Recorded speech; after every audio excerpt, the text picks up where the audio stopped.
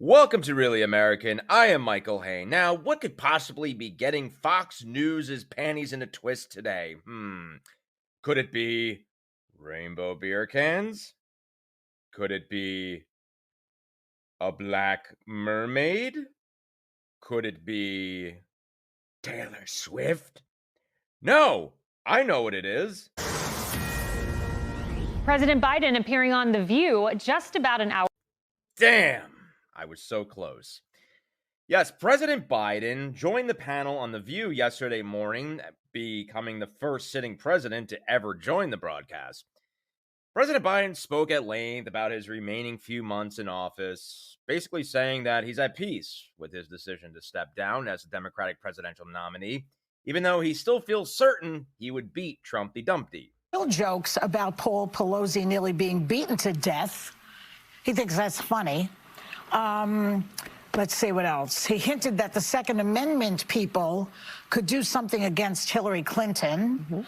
And he's calling for a televised military tribunal for Liz Cheney.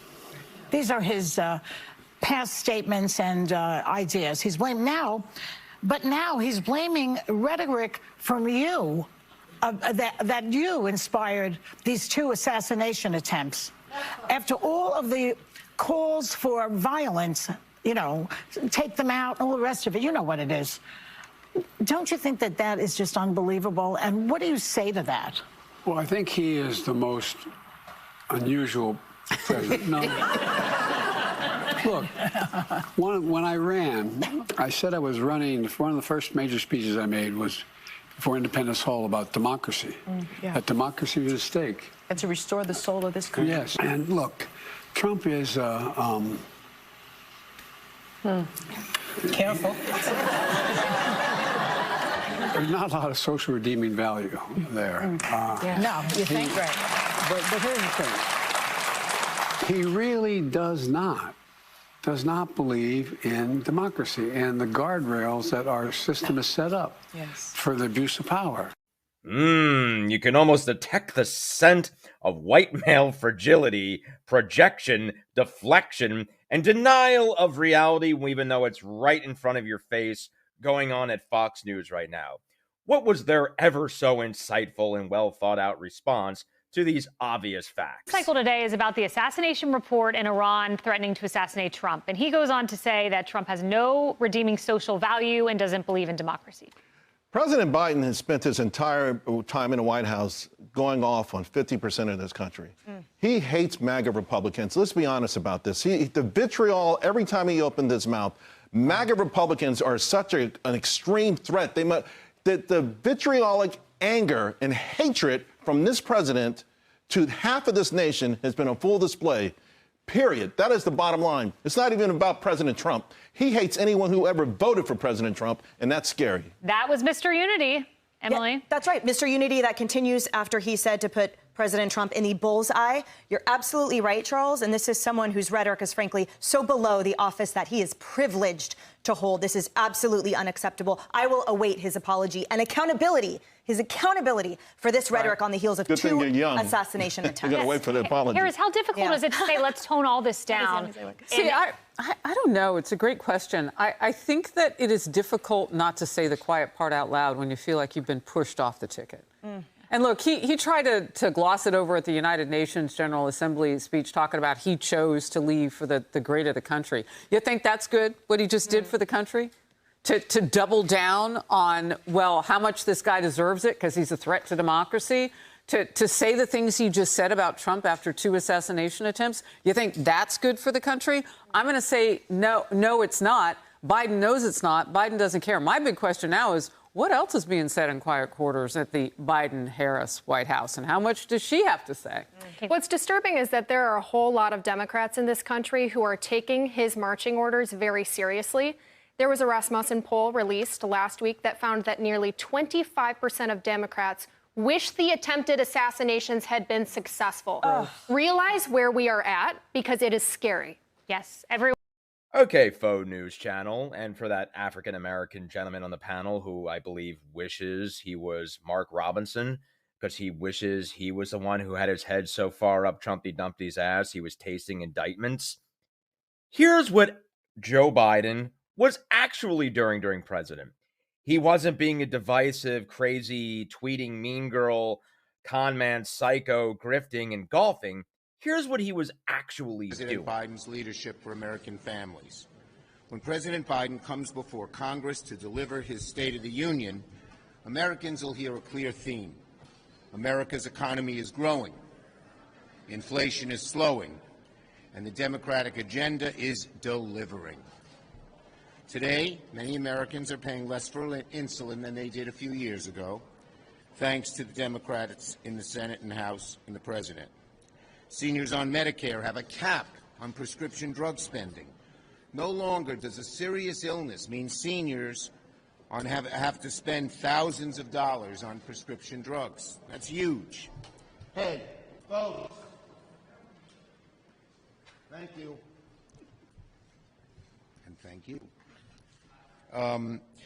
Despite so many naysayers who predicted a recession, inflation slowed without causing a recession. It's 2.8%. No one thought it would be this low now. And the Inflation Reduction Act is projected to create another 1.5 million jobs, good-paying jobs, over the next decade. But I wanted to point out another part of our agenda delivering beyond anyone's wildest expectations: the surge in clean energy and clean energy jobs.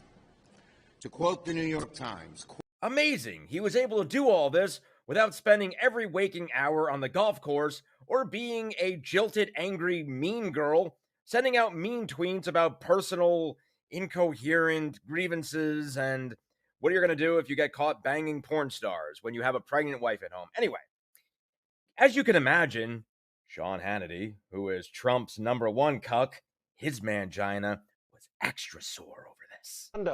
On that hard-hitting news show, The View, Joe Biden himself continued to dehumanize Donald Trump, even pretended to squish him like a bug. Oh, I think somebody's diaper needs a changing. Yes, that hard-hitting news show. You mean not the one that actually isn't labeled news? Fox News? Because you guys would get ridiculously sued out of existence, so you actually have to brand your network as entertainment. Speaking of lawsuits, wait, wasn't it just like a year ago where your network had to settle like a nearly $1 billion lawsuit for completely bullshitting and lying about the 2020 election results? Remember that lawsuit with Dominion, that tiny little insignificant thing? Yes, Hannity, Trump derangement syndrome. Again, when actual journalists and people who have a functioning brain cell and actually have a soul and are an empty vessel, bloated cucks for a deranged, screaming orange swamp monster, we tend to, question the incessant insanity of a man who once was president and is trying to be president again and has even upped the crazy tenfold. It's not called Trump derangement syndrome. One, it's called Trump fatigue syndrome. I pointed this out yesterday. And as I referenced my hilarious viral political comedy short, Trump fatigue syndrome, which I welcome you all to check out. It's on the Huffington Post. Anyway, it's not Trump derangement syndrome, you silly, silly old man. It's Trump fatigue syndrome. And Joe Biden, who is like the most innocuous guy we've ever had as president. I mean, literally, sometimes he becomes dark branded, but literally though, the most benign things he could possibly say, which were all truthful, by the way. And your entire network is on DEFCON 2. It's just so telling of where and why we have they're a minority. They're obviously not the majority of the population, but why this segment of America is so miserably misinformed and is so perpetually spoon-fed bullshit from you guys who are beholden to your deranged right-wing agenda because the almighty dollar. Anyway, I am Michael Hayne. This is Really American. Please subscribe.